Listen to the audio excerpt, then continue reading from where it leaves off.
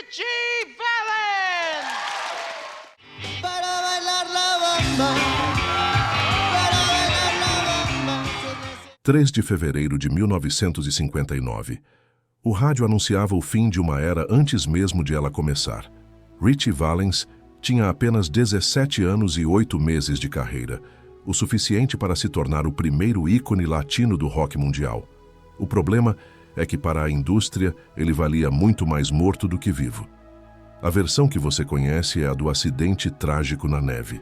O que o sistema omitiu por décadas foi a negligência por trás daquela decolagem. Um piloto sem experiência, um ônibus deliberadamente sucateado e uma aposta de cara ou coroa que selou o destino de quem nem deveria estar naquele avião. Richie tinha pavor de voar. Ele tinha pesadelos reais com o céu. E naquela noite, cada instinto dele dizia para não subir. 67 anos depois, o dossiê VIP reuniu os detalhes que a mídia da época ignorou. Não foi apenas uma fatalidade. Foi uma execução silenciosa causada por uma cadeia de decisões humanas irresponsáveis. Prepare-se. O que você vai ver agora é o lado obscuro da noite em que a música morreu. O lado que ninguém teve coragem de contar. Se você busca a verdade por trás dos bastidores da fama, seu lugar é aqui. Deixe o seu like para fortalecer o canal e inscreva-se agora para não perder nenhuma investigação. O dossiê VIP não conta histórias, nós revelamos fatos. Compartilhe este vídeo com quem ainda acredita na versão oficial. Está na hora de abrir os olhos. Richie Valens carregava um segredo que não condizia com o brilho de suas apresentações. Um pavor paralisante de voar. Para entender por que o jovem astro relutou tanto antes de subir naquele Beechcraft Bonanza, precisamos voltar a 31 de janeiro de 1957. Richie era um estudante na Pacoima Junior High, na Califórnia.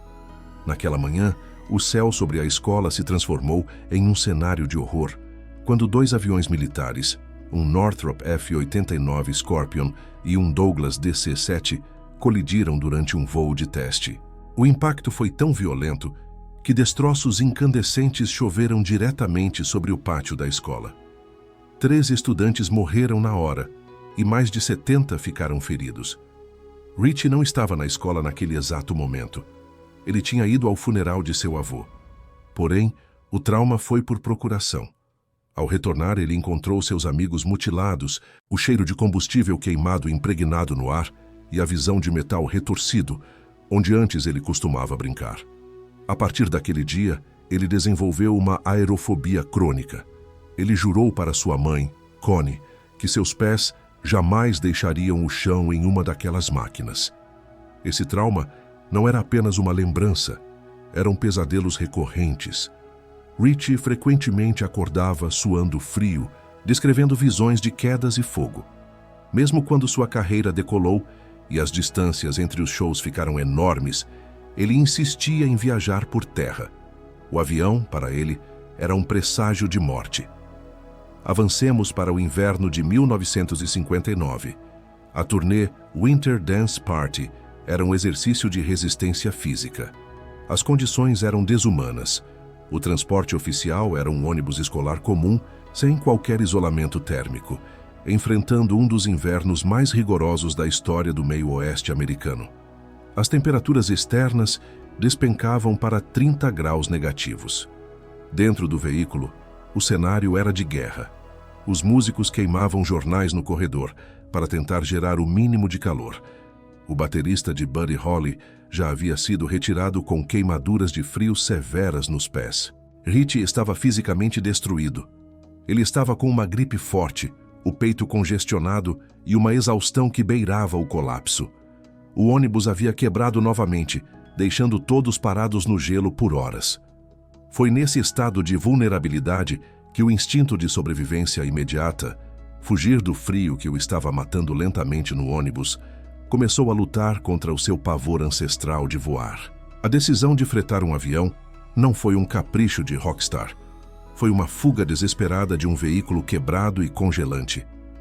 Richie sabia que, se continuasse naquele ônibus, não conseguiria terminar a turnê e, consequentemente, não conseguiria o dinheiro que prometera para tirar sua família da precariedade. O medo de voar era gigante, mas o medo de falhar com sua mãe e o sofrimento físico do frio extremo criaram a tempestade perfeita. O destino então se manifestou de forma cínica no aeroporto de Clear Lake. Havia apenas um lugar sobrando. Ritchie abordou Tommy Allsup com uma insistência que não era comum ao seu temperamento calmo. Ele estava desesperado por uma noite de sono em uma cama quente para tentar curar sua gripe. A moeda foi sacada. Um cara ou coroa rápido no meio de um hangar gelado transformou o maior medo da vida de Ritchie em sua única saída. No momento em que a moeda caiu e ele viu que tinha ganho o lugar, o destino selou o encontro do garoto com o fantasma que o perseguia desde 1957. Ele estava prestes a enfrentar o seu maior pesadelo para fugir de um inverno que já o estava consumindo. Para entender o peso da perda de Ritchie Valens, é preciso entender a velocidade absurda de sua ascensão. Não estamos falando de anos de estrada, mas de uma explosão que durou apenas 8 meses. Em menos de um ano, um adolescente de ascendência mexicana, vindo de uma área pobre de Los Angeles, conseguiu o que parecia impossível na América segregada dos anos 50. Ele forçou as portas da cultura branca e se tornou um fenômeno global. Ritchie começou como Richard Valenzuela. Ele era um prodígio autodidata que aprendeu a tocar guitarra em uma mão esquerda improvisada, antes de se ajustar ao padrão. Seu talento foi descoberto em um cinema de bairro por Bob Keane, o dono da Delphi Records. Keane viu algo que ninguém mais tinha visto: um potencial de crossover. Mas havia um obstáculo gigantesco. Em 1958, o racismo nos Estados Unidos não era apenas social, era comercial. Um sobrenome como Valenzuela era um teto de vidro. A indústria acreditava que o público americano branco não compraria discos de um chicano. Foi assim que Richard Valenzuela morreu para dar lugar a Ritchie Valens. O sobrenome foi encurtado para soar menos étnico, uma manobra de sobrevivência para entrar nas rádios. Mas Ritchie fez algo que nenhum executivo previu. Em vez de esconder suas raízes para se encaixar, ele as eletrificou. A glória comprimida de Ritchie atingiu seu ápice com o lançamento de um compacto simples que mudaria a história.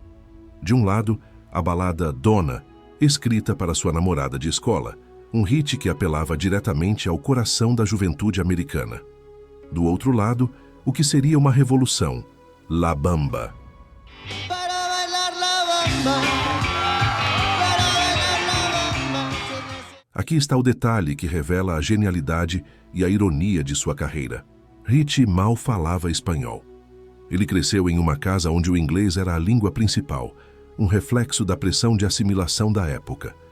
Para gravar La Bamba, uma canção folclórica de Veracruz, ele teve que aprender a letra foneticamente com sua tia. Ele pegou uma música de casamento tradicional mexicana, injetou a agressividade da guitarra do rock and roll e criou um hino que quebrou todas as regras.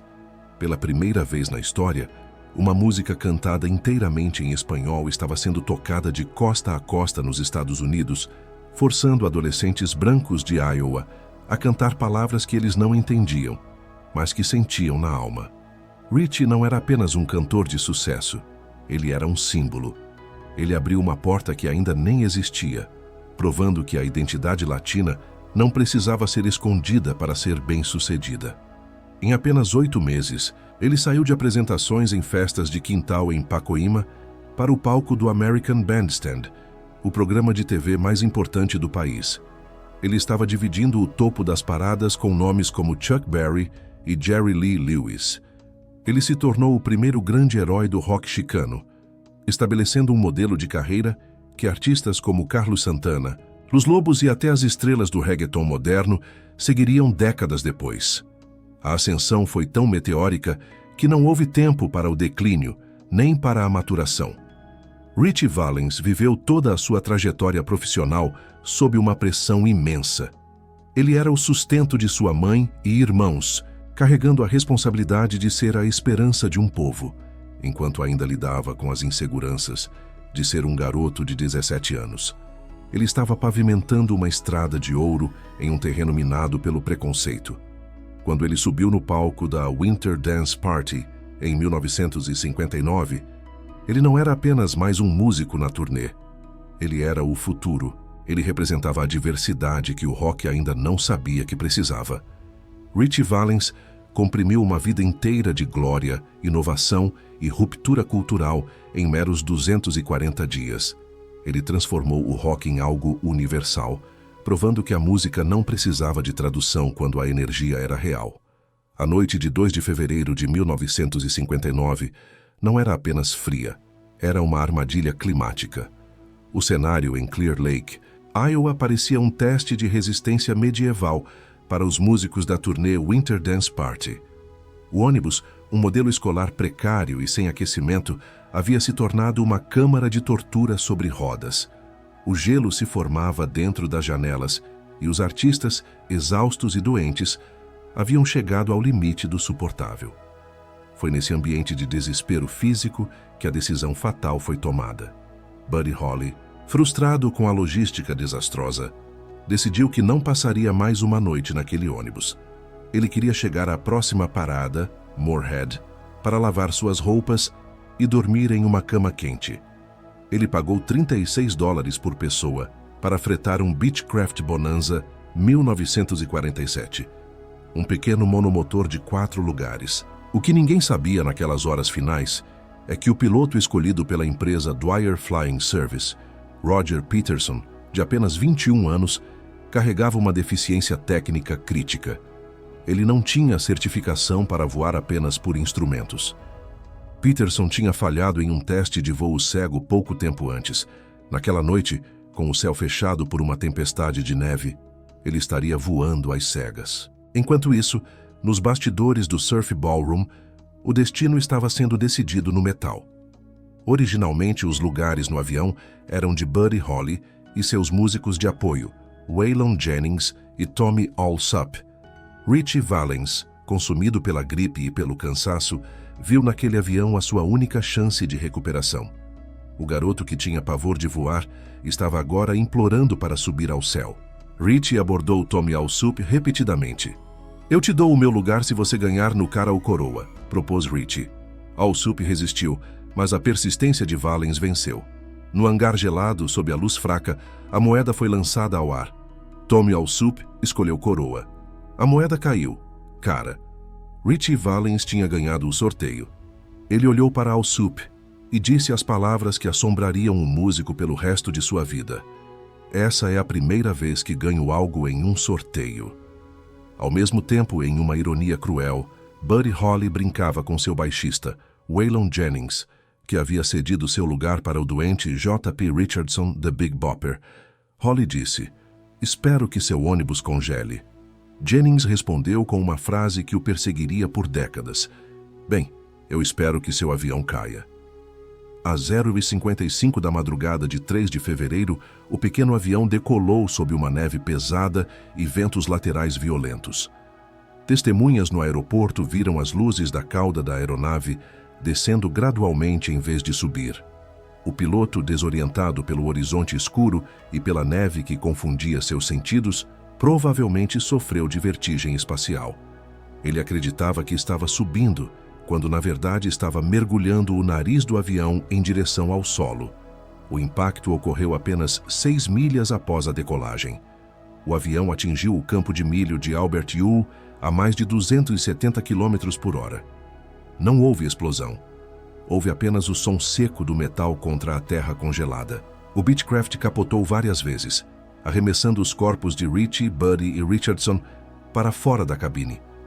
Ritchie Valens, o jovem que temia os aviões desde a infância, foi encontrado a metros de distância dos destroços. O relógio de pulso de Buddy Holly parou exatamente no momento do impacto. O silêncio que se seguiu no campo nevado do Iowa foi o prefácio do choque que o mundo sentiria horas depois. O cara ou coroa de Ritchie não foi um lance de sorte, foi o último erro de uma noite marcada pela negligência corporativa e pela arrogância diante da natureza. A música não morreu por acidente. Ela foi derrubada por uma sucessão de decisões humanas irresponsáveis. O campo de milho de Albert Ewell em Clear Lake amanheceu sob um manto de neve branca, que tentava inutilmente esconder a violência da madrugada. O que se seguiu ao impacto de 3 de fevereiro de 1959 não foi um espetáculo mediático imediato, mas um silêncio absoluto e gélido. O avião Beechcraft Bonanza estava reduzido a um amontoado de metal retorcido contra uma cerca de arame farpado. Não havia sobreviventes, não havia gritos, apenas o som do vento cortante do Iowa soprando sobre os destroços. A descoberta foi feita por volta das 9 da manhã, quando o proprietário da empresa de táxi aéreo, preocupado com o silêncio do piloto Roger Peterson, sobrevoou a rota planejada. O que ele viu do alto foi uma cicatriz escura na neve branca. Ao pousar e se aproximar, a cena era de um filme de terror silencioso. Os corpos de Ritchie Valens e Buddy Holly foram arremessados para longe da fuselagem, deitados sobre o gelo, enquanto o de J.P. Richardson, o Big Bopper, foi encontrado em um campo adjacente. Ritchie, o menino de 17 anos que tinha pavor de aviões, agora jazia imóvel em um solo estranho, a milhares de quilômetros de casa. Enquanto as autoridades isolavam a área, o mundo ainda não sabia que o curso da cultura popular tinha mudado para sempre. A notícia começou a se espalhar por fios de teletipo e boletins de rádio interrompidos. Mas o impacto mais brutal não foi nas paradas de sucesso, e sim nas salas de estar. Em Los Angeles, a família de Ritchie Valens recebeu a notícia de forma devastadora. Sua mãe, Connie, que já vivia em um estado de ansiedade constante desde que o filho saíra em turnê, viu seu pior pesadelo se materializar. O filho que prometera tirar a família da pobreza, o menino que ela tentou proteger do céu após o trauma da escola em 1957, estava morto justamente por causa de um avião. O silêncio na casa dos Valenzuela era o oposto da alegria que La Bamba emanava. Era o silêncio da esperança, sendo enterrada prematuramente. Dona Ludwig, a namorada que inspirou a balada que ocupava o topo das paradas, soube da morte de Ritchie pelo rádio enquanto se preparava para a escola. Para ela, não era a perda de um ídolo, mas a perda do primeiro amor. O impacto emocional foi tão vasto que gerou uma onda de luto coletivo nunca antes vista na era do rock. A investigação oficial que se seguiu foi marcada por uma frieza burocrática.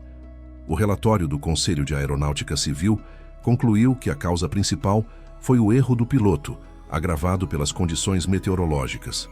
Mas para quem ficou para trás, o silêncio era preenchido por perguntas sem resposta. Por que permitiram que um piloto sem experiência em voo por instrumentos decolasse em uma nevasca? Por que o ônibus da turnê era tão precário a ponto de forçar garotos doentes a buscarem refúgio em um monomotor? O silêncio após o impacto também foi sentido na indústria. O rock and roll, que já sofria ataques de setores conservadores, parecia ter perdido seu coração. Elvis Presley estava no exército, Little Richard tinha abandonado a música pela religião, Chuck Berry enfrentava problemas legais. Com a morte de Ritchie e Buddy, o vácuo era imenso. Naquela manhã, o sonho americano para a comunidade latina sofreu um golpe de misericórdia. Ritchie era o pioneiro, o único que tinha conseguido quebrar a barreira do idioma. O silêncio nas rádios, que antes tocavam sua música sem parar, agora era preenchido por tributos fúnebres. O mundo despertou em 3 de fevereiro de 1959 para descobrir que a música tinha perdido sua voz mais jovem e sua promessa mais brilhante. O campo de milho em Iowa tornou-se um solo sagrado, mas para as famílias e para a história, o impacto do silêncio que se seguiu à queda seria eterno. Aqui reside o verdadeiro dossiê desta história. O que a maioria dos documentários omite é que Ritchie Valens não era apenas um cantor de rock com um hit passageiro. Ele era o protótipo de uma revolução cultural que a indústria fonográfica americana ainda não estava pronta para processar. O detalhe que ninguém te contou é que Ritchie estava silenciosamente construindo a primeira ponte sólida entre o rock and roll e a identidade latina, uma estrada que foi dinamitada naquela madrugada de 1959. Antes de Ritchie, a música latina nos Estados Unidos era tratada como algo exótico, caricato ou limitado a guetos. Valens foi o primeiro a entender que não precisava escolher entre ser americano e ser mexicano. Ele fundiu o ritmo da bamba, uma canção de raízes africanas e espanholas, com a agressividade da guitarra elétrica. Ao fazer isso, ele criou o que hoje chamamos de crossover. O detalhe oculto é o impacto dessa perda no tempo. Se Ritchie não tivesse morrido aos 17 anos, a invasão latina não teria esperado pelos anos 90, com Ricky Martin ou Shakira, nem pelos anos 70 com Santana. Ritchie já estava negociando turnês internacionais e planejando álbuns que misturariam ritmos tradicionais com a nova energia da juventude. Ele estava pavimentando o caminho para que artistas latinos não precisassem mudar seus nomes ou esconder seu sotaque para chegar ao topo da Billboard. Sem Ritchie, abriu-se um hiato de décadas. A música latina retrocedeu para as sombras do mercado americano, sendo vista novamente como música de nicho. Imagine o que um artista com a visão de Ritchie teria produzido nos anos 60, durante o movimento dos direitos civis. Ele teria sido a voz de uma minoria que naquela época era invisível. A conexão que ninguém faz é que a linhagem que sai de Ritchie Valens é a mesma que permite que hoje um artista como Bad Bunny ou Peso Pluma domine as paradas globais cantando exclusivamente em espanhol. Ritchie provou, em apenas 8 meses, que a língua não era uma barreira, mas um diferencial.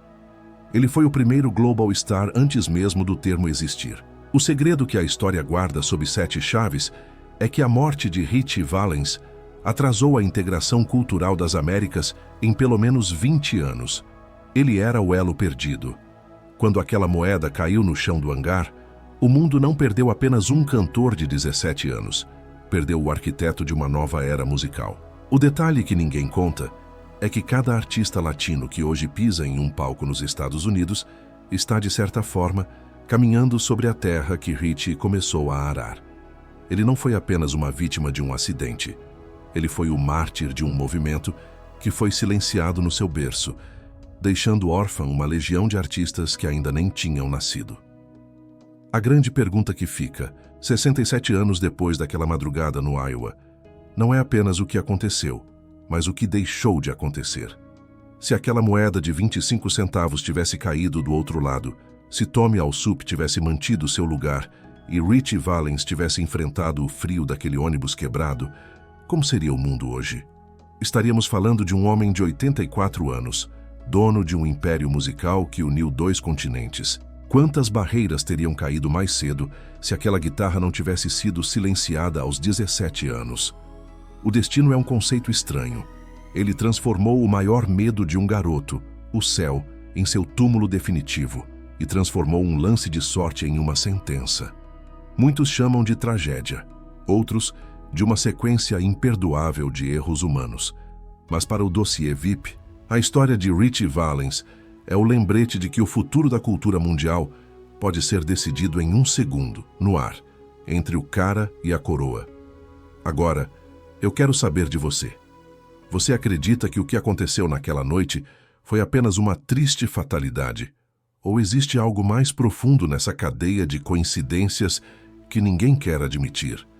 Se aquela moeda tivesse caído do lado oposto, você acha que a música latina teria dominado o mundo muito antes? Escreva nos comentários a sua teoria.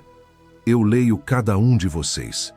E se este dossiê te fez enxergar a história de Ritchie Valens por uma nova lente, não guarde isso com você. Algumas tragédias só permanecem vivas quando nos recusamos a aceitar o silêncio sobre elas. Compartilhe este vídeo. Deixe o seu like e ajude o dossiê VIP a continuar revelando o que o tempo tentou apagar. A música pode ter morrido naquele dia, mas a verdade, essa nós acabamos de resgatar.